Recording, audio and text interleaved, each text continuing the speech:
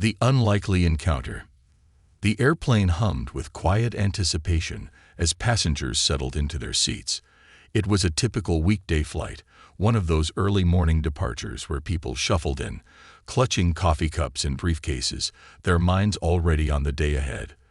The cabin crew moved briskly, stowing bags and ensuring the passengers were comfortable.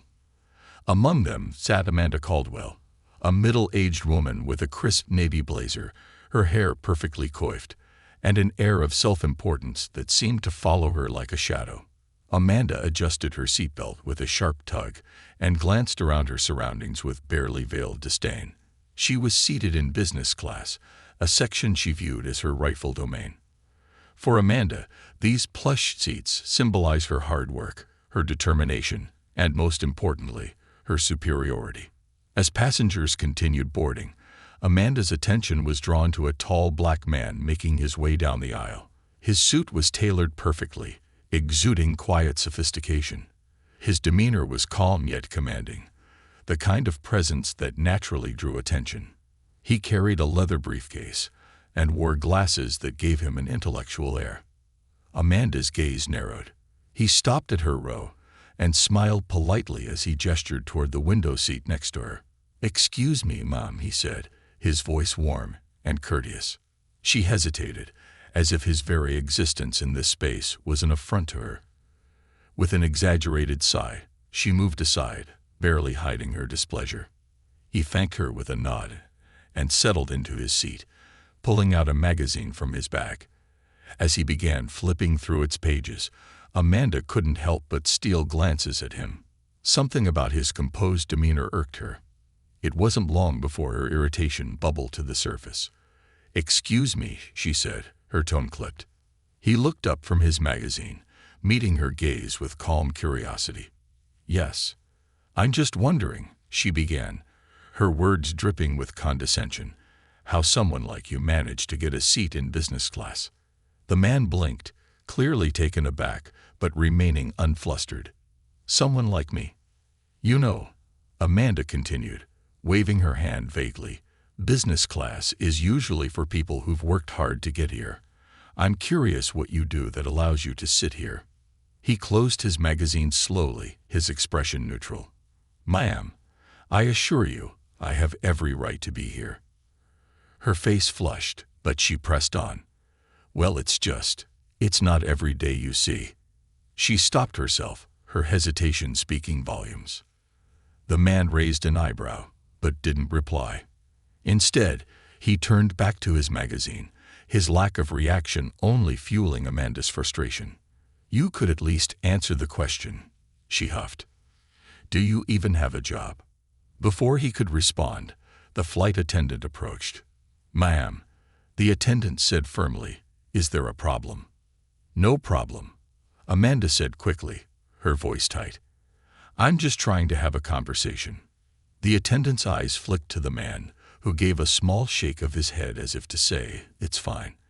The attendant hesitated, then nodded and walked away. Amanda leaned closer to the man, lowering her voice. "Look, I'm just saying, people like me, people who've worked their way up, we deserve to be here. I'm not sure you do." The man finally put down his magazine, adjusting his glasses as he turned to face her fully. His gaze was steady, his expression unreadable. "Ma'am," he said evenly, "you're entitled to your opinion. But I think it's best if we leave it at that." But Amanda wasn't done. "You didn't answer my question. What do you even do for a living? Or did you just happen to come into some money?" The man chuckled softly, shaking his head. "I assure you, ma'am, I've worked hard for everything I have." His calmness was infuriating to Amanda, who leaned back in her seat with a loud scoff.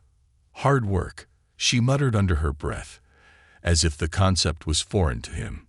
The tension between them was palpable, drawing the attention of nearby passengers. Some exchanged uneasy glances, while others watched with open curiosity.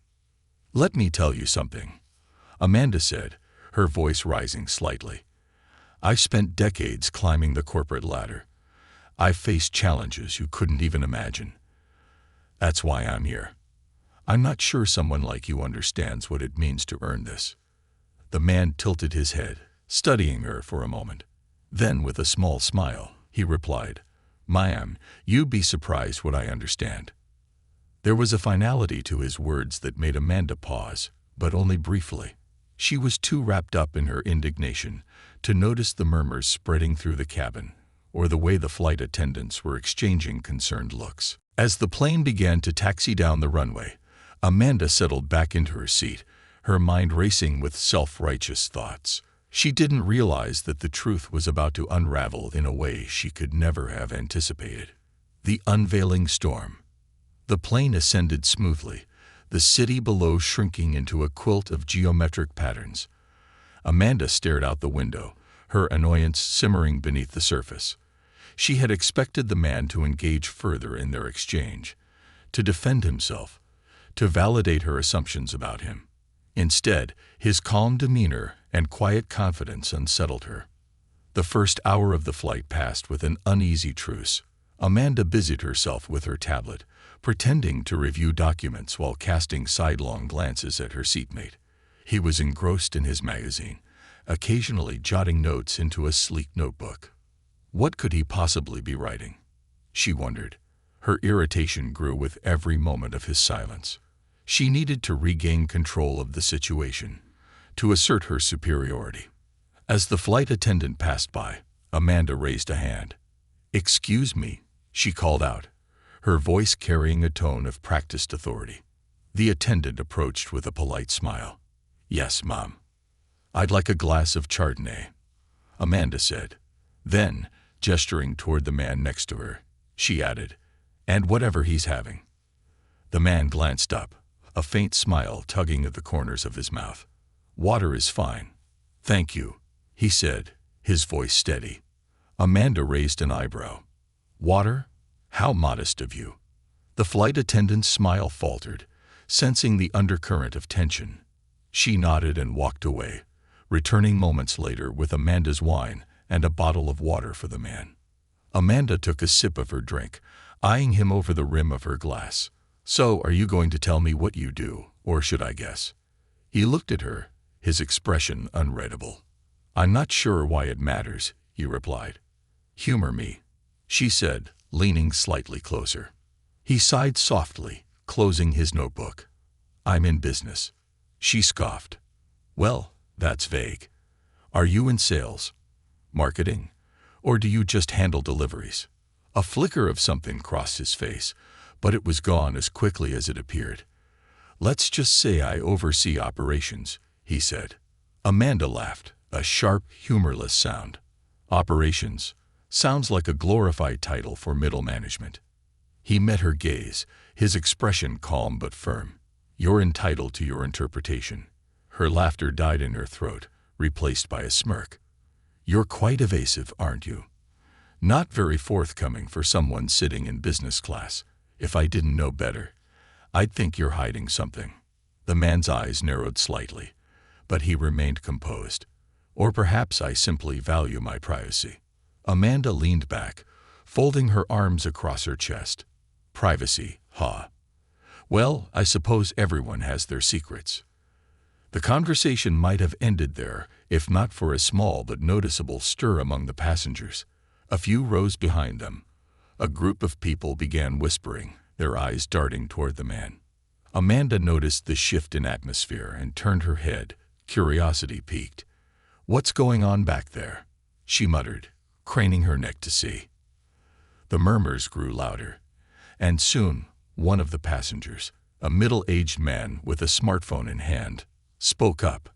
"Excuse me," he said, addressing the black man.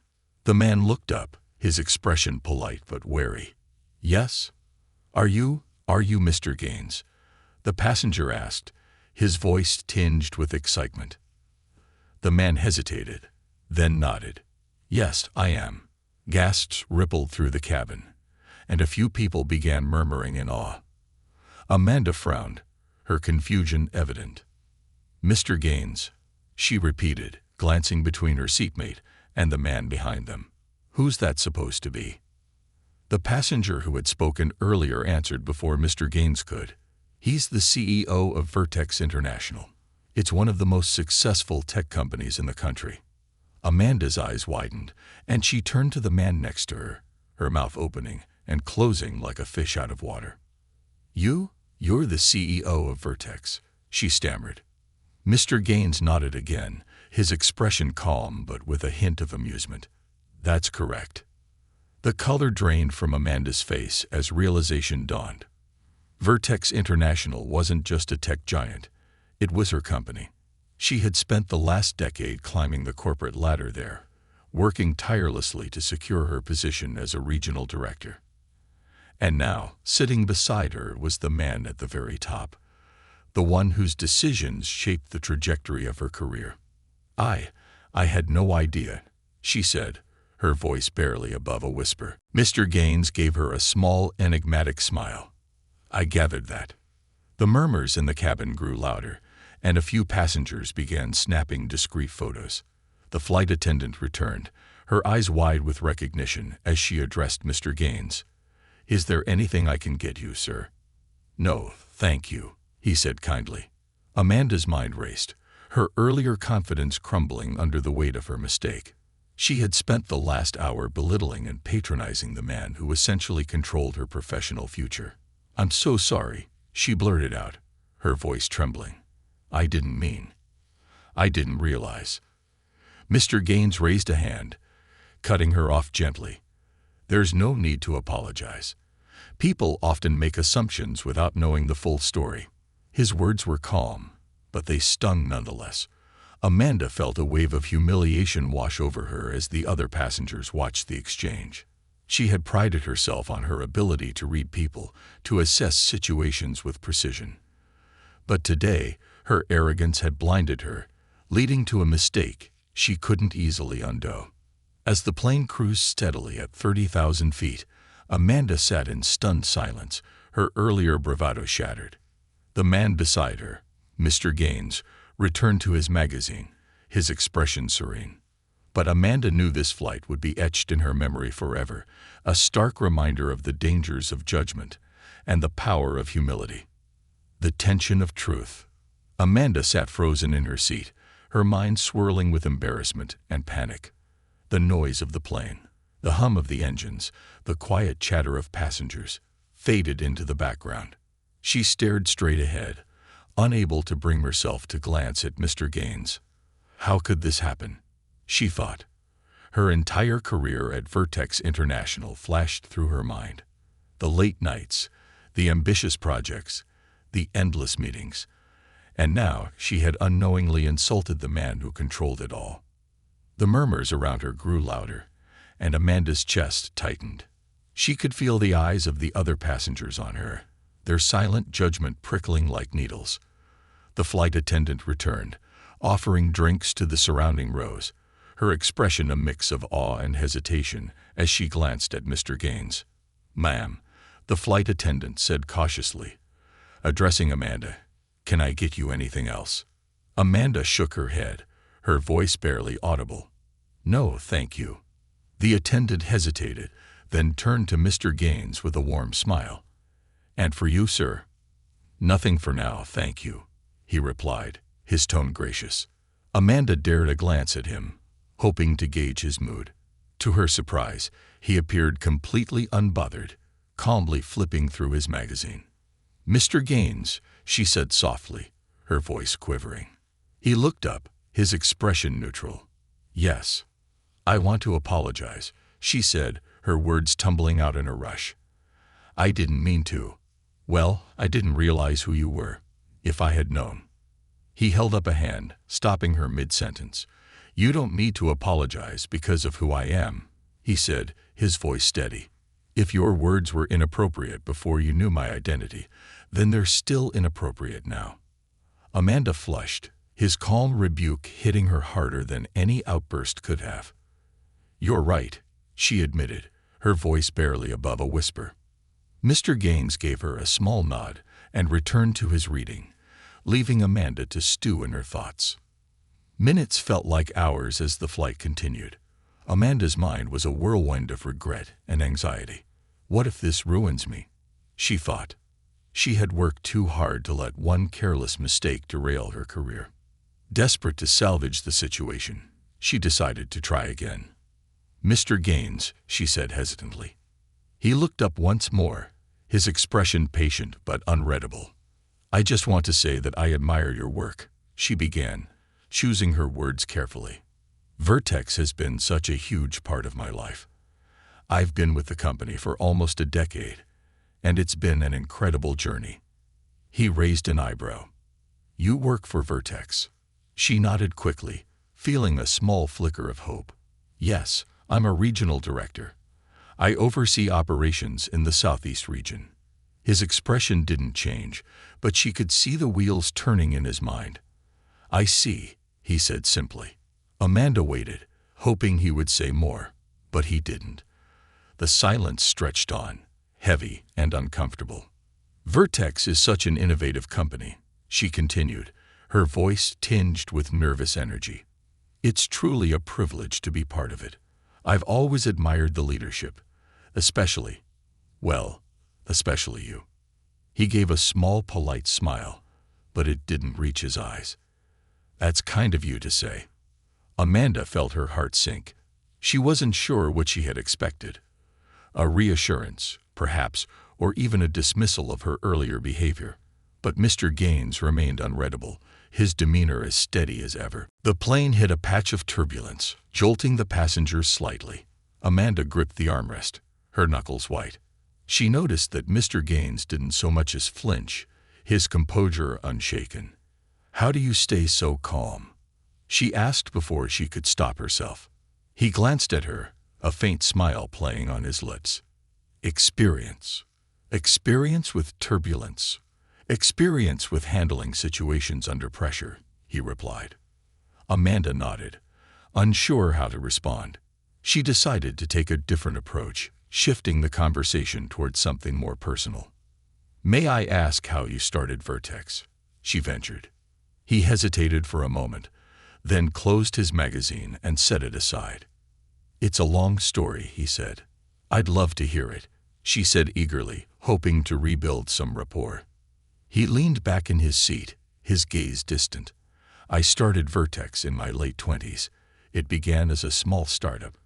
Just me and a handful of people working out of a rented office.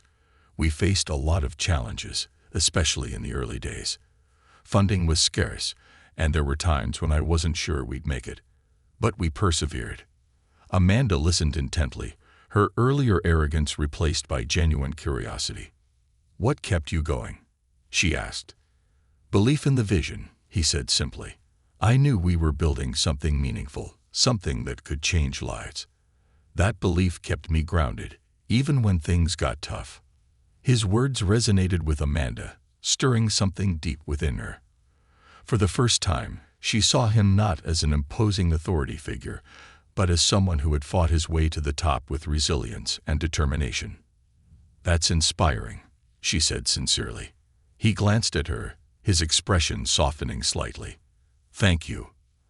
As the conversation continued, Amanda found herself opening up in ways she hadn't expected. She spoke about her struggles climbing the corporate ladder, the sacrifices she had made, and the challenges of balancing ambition with personal fulfillment. To her surprise, Mr. Gaines listened intently, occasionally nodding or offering a thoughtful comment. "You've worked hard," he said after a while. "That's commendable." His words, simple as they were, felt like a balm to Amanda's bruised ego. She realized that her earlier behavior had stemmed from her own insecurities she had unfairly projected onto him. As the plane began its descent, Amanda felt a strange sense of relief. The flight, which had started as a nightmare, now felt like an opportunity, a chance to learn, to grow, and perhaps to redeem herself. When the plane finally landed and the seatbelt sign switched off, Amanda turned to Mr. Gaines one last time. "Thank you," she said, her voice filled with genuine gratitude, "for everything." He gave her a small nod, his eyes twinkling with a hint of warmth. "Safe travels, Amanda." As he stood to retrieve his bag, Amanda realized that this encounter would stay with her far longer than the flight itself, a turning point in her life, one she would never forget. Reflections and realizations. The wheels of the plane kissed the runway with a jolt, and a collective exhale rippled through the cabin as passengers began to unbuckle their seatbelts. Amanda sat still, her hands resting in her lap, her thoughts a storm of emotions she couldn't untangle. Her seatmate, Mr. Gaines, remained composed as ever. He reached into the overhead compartment to retrieve his carry-on, his movements deliberate and unhurried. Amanda hesitated before speaking again, her voice breaking the low hum of murmured conversations around them. "Mr. Gaines," she said softly. He turned to her, his expression polite but distant. "I want you to know how much this encounter has meant to me," she continued, the words tumbling out before she could second-guess herself. "Not just because of who you are, but because it's given me a lot to think about." He regarded her for a moment, his gaze piercing but not unkind. "Reflection is a good place to start," he said simply, slinging his bag over his shoulder. Amanda nodded, unsure of what else to say. As he began walking down the aisle, she felt an inexplicable urge to follow him, to prove to him, and perhaps to herself, that she wasn't the person her earlier behavior had suggested. The terminal was bustling with activity as Amanda emerged into the bright, fluorescent-lit space. Travelers hurried to their gates or congregated in small clusters, their faces illuminated by the glow of their phones. Amanda spotted Mr. Gaines near a row of chairs, his phone pressed to his ear as he spoke quietly. She lingered at a distance, torn between approaching him and giving him the space he likely wanted. Her heart hammered in her chest as she replayed the events of the flight, her mortification threatening to overwhelm her. "You made a fool of yourself," she thought. "But maybe there's still time to fix it." When he ended the call and turned to leave, Amanda made her decision. She quickened her pace, catching up to him just as he reached the terminal exit. "Mr. Gaines," she called out. He turned, his expression a mix of curiosity and mild impatience. "Sorry to bother you again," she said quickly, her cheeks flushing. I need to say one last thing." He waited, his silence an invitation for her to continue. "I know my words on the plane were unacceptable," she began, her voice trembling. "And you're right. It shouldn't have mattered who you were, but it did matter, because it made me confront something about myself that I hadn't wanted to see. I'd spent so much of my life climbing the ladder, proving myself, that I didn't realize how quick I'd been to judge others, especially people I don't understand." He studied her, his face unreadable. "I don't expect you to forgive me," she added hastily, "but I needed you to know that I'm going to do better. I owe you that much." A flicker of something, approval, perhaps, passed across his face. "Self-awareness is a rare trait, Amanda," he said. "Don't waste it." With that, he gave her a brief nod and turned to leave. Amanda watched him go, her chest heavy with a mix of relief and lingering regret. The drive home was quiet, save for the occasional honk of impatient drivers and the steady rhythm of her car's engine. Amanda's mind replayed every moment of the flight, dissecting her actions and the lessons they held. When she finally pulled into her driveway, the familiar sight of her suburban home greeted her, a tidy facade that masked the chaos of her inner world. She stepped inside, kicking off her heels and sinking into the couch. Her phone buzzed on the coffee table, jolting her from her thoughts. She picked it up and saw a message from a colleague, one she had mentored during her time at Vertex. "Hey, Amanda." The message read, "Just wanted to say thanks for your advice last week. It really helped me during the board presentation. I don't know what I'd do without your guidance." Amanda stared at the words, a lump forming in her throat. She had always prided herself on being a mentor, a leader who could inspire others. Yet, on that plane, she had been anything but. She typed a quick reply, her fingers trembling slightly. "Thanks for letting me know. I'm proud of you. Keep up the great work." As she set the phone down, a thought struck her. How many other moments have I missed because of my own blind spots? The following Monday, Amanda arrived at work earlier than usual. She walked through the sleek glass doors of Vertex International's regional headquarters, her heels clicking against the polished floor. The familiar hum of the office surrounded her, a comforting rhythm she had come to rely on. Her assistant, Clara, looked up from her desk, surprised to see Amanda so early. "Good morning, Miss Caldwell," Clara said with a warm smile. "Morning, Clara," Amanda replied, her tone softer than usual. "Could you block out an hour for me this afternoon? I'd like to meet with the team." "Of course," Clara said, jotting down a note. Amanda made her way to her office, the morning sunlight streaming through the floor-to-ceiling windows. She set down her bag and took a deep breath, her reflection in the glass catching her attention. The woman staring back at her looked the same as always, confident, polished, in control. But beneath the surface, Amanda felt a shift, a stirring of something new. She opened her laptop and began typing an email to her team. Subject: Team meeting. A new perspective. Hi everyone. I'd like to meet this afternoon to discuss some changes I'd like to implement moving forward.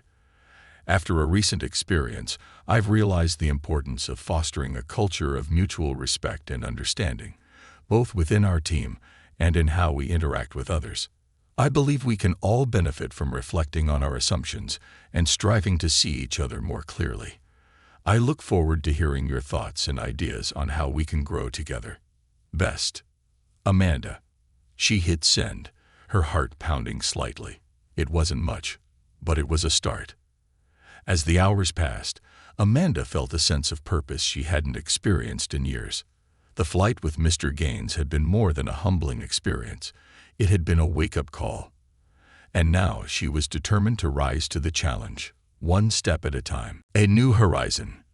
The office conference room was unusually quiet as Amanda entered for the afternoon meeting.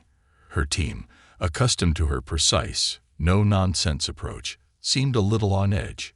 Some were scrolling through their phones, while others exchanged hushed whispers. Amanda took her place at the head of the table, her heart thudding in her chest. She glanced around the room, taking in the faces of her colleagues, familiar yet somehow distant. She had worked with many of them for years, but in this moment, they felt like strangers.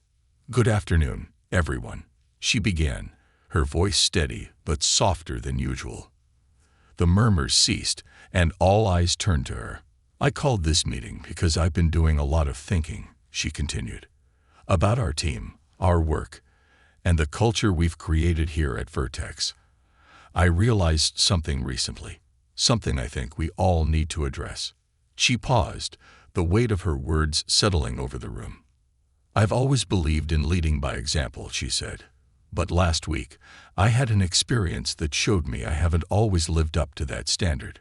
A ripple of surprise passed through the room. Amanda Caldwell, admitting fault. It was a rare sight, and her team leaned in, their curiosity piqued. Amanda took a deep breath and shared a carefully edited version of her encounter with Mr. Gaines on the plane.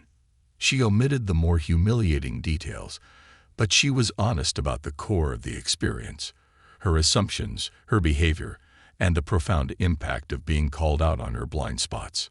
"That flight made me realize something important," she said, her voice firm but tinged with vulnerability. "We all carry biases, whether we're aware of them or not. And those biases can shape the way we treat others, the way we lead, and the way we work together." The room was silent, the team hanging on her every word. "I want us to do better," Amanda said, her gaze sweeping across the table, "as individuals, as colleagues, and as leaders in this company. Vertex prides itself on innovation, and that innovation should extend to how we think and interact with one another. It's not just about meeting deadlines or hitting targets. It's about creating an environment where everyone feels valued and respected." A hand shot up. It was Carla, one of the younger members of the team, who had recently joined as a marketing analyst. "Does this mean we're going to address inclusivity more directly?" Carla asked, her tone eager but cautious. "Exactly," Amanda replied. "Starting today, I want to prioritize initiatives that foster inclusivity, open communication, and mutual respect. And I need all of you to be part of this process. The conversation that followed was unlike any meeting Amanda had ever led. Team members who were usually quiet spoke up, sharing personal experiences and ideas for improvement. Some recounted moments where they had felt unheard or overlooked, while others expressed gratitude for the opportunity to have these discussions. As the dialogue flowed, Amanda listened intently, taking notes and asking thoughtful questions. It was clear that the team had been yearning for this kind of openness, and she was determined not to let the moment pass unfulfilled. Toward the end of the meeting, Carla hesitated before speaking again. "I think it's amazing that you're leading this charge, Amanda," she said. "But can I ask what inspired this shift? Was it really just the plane incident?" Amanda paused, considering her response. She wanted to be honest without revealing too much. "It was more than just the plane," she said carefully. "It was the realization that leadership isn't just about making decisions or driving results. It's about setting an example and creating a space where everyone can thrive." That realization hit me hard, and I knew I had to act on it. Carla nodded, her expression thoughtful. After the meeting, Amanda returned to her office, feeling a mix of relief and exhaustion. The conversation had gone better than she had hoped, but she knew this was just the beginning. Real change would require consistent effort and a willingness to confront uncomfortable truths, not just from her team, but from herself as well. Her phone buzzed on the desk, drawing her attention. She picked it up and saw an email from the corporate office. The subject line made her stomach flip. Subject: Leadership Meeting with Mr. Gaines, Wednesday at 10 a.m. Amanda's fingers hovered over the screen as she opened the email. It was a formal invitation to a regional leadership summit, with Mr. Gaines scheduled to address the attendees. Her chest tightened. She hadn't expected to see him again so soon, and the thought of facing him after their encounter on the plane filled her with both dread and determination. She leaned back in her chair, staring at the email. This was her chance, not just to prove herself to Mr. Gaines, but to reaffirm her commitment to the changes she wanted to make. The days leading up to the summit passed in a blur. Amanda threw herself into her work, drafting proposals for new inclusivity initiatives and reaching out to colleagues for input. She wanted to arrive at the meeting prepared, with tangible ideas that demonstrated her growth. When Wednesday morning arrived, Amanda found herself standing in the lobby of the corporate headquarters, clutching her portfolio tightly. The sleek, modern building loomed above her, its glass facade reflecting the morning sun. She took a deep breath and stepped inside, joining a stream of other regional directors and executives. The energy in the air was palpable. Excitement, ambition, and a touch of nerves.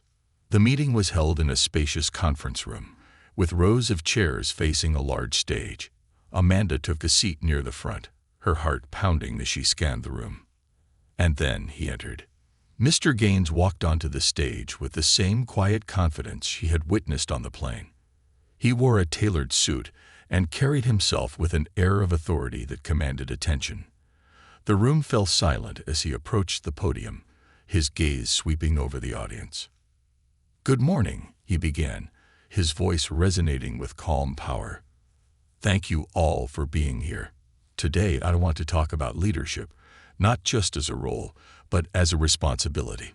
Amanda sat up straighter, her focus sharpening. "Leadership," Mr. Gaines continued, "is not about titles or power. It's about creating an environment where people feel empowered to succeed. It's about recognizing the potential in others and helping them realize it. And most importantly, it's about humility, the willingness to learn, to grow, and to admit when we've fallen short." His words struck a chord deep within Amanda. She felt as though he were speaking directly to her, reminding her of the lessons she had begun to embrace. As he continued, Amanda's determination solidified. This wasn't just about redeeming herself in his eyes. It was about becoming the kind of leader she had always aspired to be. When the meeting concluded, Amanda joined the line of attendees waiting to speak with Mr. Gaines. As she approached, her nerves threatened to overwhelm her, but she pushed them aside. "Mr. Gaines," she said when it was her turn. He looked at her, a flicker of recognition in his eyes. "Ms. Caldwell," he said, his tone measured. "I just wanted to thank you," she said, "not only for your words today, but for the lesson you taught me last week. It's something I'll carry with me moving forward." He studied her for a moment, then gave a small nod. "Lessons are only valuable if we apply them," he said. "I trust you will." Amanda nodded, a quiet resolve settling over her. As she left the conference room, she felt a sense of clarity she hadn't experienced in years. This was her chance to redefine herself, not just as a leader, but as a person, and she wasn't going to waste it. The ripple effect. Amanda exited the sleek corporate building with a mix of relief and determination. The meeting with Mr. Gaines had left an indelible impression. His words lingered in her mind like an echo. Lessons are only valuable if we apply them. She stepped into her car and sat for a moment, her hands gripping the steering wheel. It wasn't just about proving herself to Mr. Gaines anymore. It was about transforming her leadership into something that could inspire real change, not only within her company, but also in the lives of those around her. A month later, the Vertex International office buzzed with an energy Amanda hadn't felt in years. The culture shift she had initiated was slowly but surely taking root. Open-door policies were being embraced, and team members were beginning to speak up with ideas, concerns, and stories that had previously remained hidden. Amanda had introduced several new initiatives, starting with the creation of a Diversity and Inclusion Council. She had personally reached out to employees from all levels of the organization to ensure the council was diverse not just in demographics, but also in perspectives. Their first meeting had been a revelation. Stories poured out about struggles with being heard, microaggressions that had gone unnoticed, and barriers to advancement that many had simply learned to accept. One story came from Carla, the young marketing analyst who had spoken up during the team meeting weeks earlier. "I grew up in a small town," Carla began, her voice trembling slightly. "I was the only Latina in my high school, and it always felt like I had to work twice as hard to prove I belonged. When I got this job, I was excited, but I also braced myself for the same uphill battle." Amanda felt a pang of guilt as she listened. She had been so focused on metrics and performance that she hadn't taken the time to understand the personal journeys of her team members. "That's why this council matters," Carla continued. "It gives people like me a voice, and for the first time, I feel like my voice is being heard." Amanda made a mental note to follow up with Carla later. Her courage deserved recognition, and her insights could help shape the company's future. The mentor and the learner. As part of her commitment to personal growth, Amanda sought out mentorship. It was a humbling experience to admit she didn't have all the answers, but she knew it was necessary. To her surprise, one of her colleagues recommended an executive coach, an older black woman named Evelyn Grant, whose reputation for no-nonsense guidance preceded her. Their first session was eye-opening. Evelyn listened patiently as Amanda recounted the plane incident and the subsequent journey it had sparked. "So, you've had your wake-up call," Evelyn said with a knowing smile. "That's a good start. But reflection without action is just navel-gazing. What are you doing about it?" Amanda detailed the changes she had implemented at Vertex, her voice tinged with pride. But Evelyn wasn't easily impressed. "That's all well and good," she said, leaning forward. "But real change isn't about programs or policies. It's about people. Tell me, Amanda, when was the last time you had an honest, heart-to-heart conversation with one of your team members?" Amanda faltered. She realized that while she had created opportunities for others to speak, she hadn't truly opened herself up to them. "Leadership is about connection," Evelyn continued. "If you want to inspire trust and loyalty, you need to show people that you're human, that you care about their lives, not just their output." That evening, Amanda sat alone in her office, reflecting on Evelyn's words. She decided to take a more personal approach. Over the next few weeks, she scheduled one-on-one conversations with each member of her team, not as a boss, but as a listener. The results were transformative. Team members shared their dreams, fears, and aspirations. They talked about the challenges they faced both inside and outside the office. And as Amanda listened, she began to see them not as employees but as individuals with rich, complex lives. An unexpected meeting. One afternoon, Amanda received an invitation to a charity gala hosted by Vertex International. The event, aimed at raising funds for underprivileged communities, was one of the company's most high-profile occasions. When Amanda arrived, the ballroom was already buzzing with activity. Executives mingled with philanthropists, and the air was filled with the sound of clinking glasses and lively conversation. As she scanned the room, her eyes landed on a familiar figure, Mr. Gaines. He stood near the stage, engaged in conversation with a small group of attendees. Amanda hesitated, unsure if she should approach him. But then she remembered Evelyn's advice. Leadership is about connection. Taking a deep breath, she made her way toward him. "Mr. Gaines," she said, her voice steady despite the flutter of nerves in her chest. He turned, his expression neutral but polite. "Ms. Caldwell," he said with a nod. "Good to see you again." "I wanted to thank you," she began, "not just for the lessons you've taught me, but for the example you've set.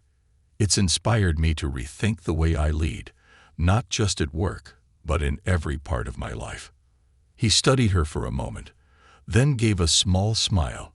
"Growth is never easy," he said, "but it sounds like you're on the right path. Keep going." Legacy in the making. Months turned into years, and Amanda's journey of growth continued. The changes she implemented at Vertex transformed not only the company's culture, but also its reputation in the industry. Under her leadership, Vertex became known as a model for inclusivity and innovation. Employees felt empowered to bring their whole selves to work, and the company thrived as a result. As for Amanda, she never forgot the lessons she had learned on that fateful flight. They became the foundation of her leadership philosophy, a philosophy rooted in humility, empathy, and the belief that true strength comes from lifting others up. One day, as she walked through the office, she overheard Carla talking to a new hire. "Amanda's not like most executives," Carla said with a smile. "She actually listens, and she makes you feel like you belong." Amanda paused, her heart swelling with gratitude. She had come a long way from the woman who once judged others without a second thought. And while she knew her journey was far from over, she was proud of the progress she had made. Because in the end, leadership wasn't about perfection, it was about growth. And Amanda Caldwell was committed to growing every day. Amanda smiled softly as she overheard Carla's words. She walked back to her office, reflecting on the journey that had brought her here. The woman she was now felt so far removed from the one who had once let anger and assumptions cloud her actions on that fateful flight. Sitting at her desk, she opened her laptop and began drafting an email to her team. Subject: Gratitude and Vision. Dear team, as I reflect on the progress we've made together, I'm filled with pride and gratitude. The changes we've implemented aren't just about policies or metrics. They're about people, about us. I want to thank each of you for your courage, your honesty, and your willingness to embrace this journey. Your stories and ideas have transformed not just our workplace, but also me as a leader. We still have work to do, but I'm confident that together, we can continue building a culture where everyone feels valued, heard, and empowered. Let's keep pushing forward, together. Best, Amanda. She hit send, feeling a sense of closure and renewed purpose. A surprising invitation. 2 weeks later, Amanda received a formal invitation from Mr. Gaines. Subject: Keynote Speaker Opportunity. Dear Ms. Caldwell, your efforts at Vertex International have not gone unnoticed. Your story of growth and transformation has become a powerful example of what leadership can and should look like. I would like to invite you to deliver a keynote address at our upcoming Leadership Summit. The theme is Empathy in Leadership, and I believe your perspective will inspire others as it has inspired me. Sincerely, Jonathan Gaines. Amanda stared at the email, her heart racing. She had come full circle, from the humbling confrontation on that plane to now being recognized for the very qualities she had worked so hard to embody. The keynote address. The Leadership Summit was held in a grand auditorium, filled with hundreds of executives and professionals. As Amanda took the stage, a quiet hush fell over the crowd. She gripped the podium, her prepared speech tucked neatly in her mind, but she decided to speak from her heart instead. "I want to tell you a story," she began, her voice steady but warm. "It's a story about assumptions, mistakes, and the power of humility." She recounted the plane incident, not in detail to humiliate herself, but to illustrate how even a moment of poor judgment could lead to profound growth. She spoke about the importance of confronting biases, listening to others, and leading with empathy. "When we embrace our imperfections and commit to growth," she concluded, "we become not only better leaders but also better humans." Leadership isn't about perfection. It's about progress, and progress starts with the courage to change. The audience erupted into applause as she stepped away from the podium, her heart swelling with pride and gratitude. The ripple effect. Amanda's story didn't end with her keynote. The lessons she shared inspired countless others to reflect on their own leadership styles. Executives approached her, eager to implement similar changes within their organizations. Back at Vertex, the culture of inclusivity and empathy flourished. The company became a sought-after employer, attracting top talent from diverse backgrounds. Amanda continued mentoring young leaders, guiding them with the wisdom she had gained. One day, as Amanda walked into the office, she saw Carla sitting in the conference room, leading a meeting with poise and confidence. Amanda paused, watching with a sense of fulfillment. Carla noticed her and smiled. "You're just in time," she said. "We're brainstorming ideas for our next community outreach project." Amanda joined the group, feeling the deep sense of purpose. She had not only changed herself, but had also helped others find their voices and grow into their potential. A legacy of empathy. Years later, Amanda stepped down from her role at Vertex, leaving behind a legacy of leadership rooted in empathy and inclusion.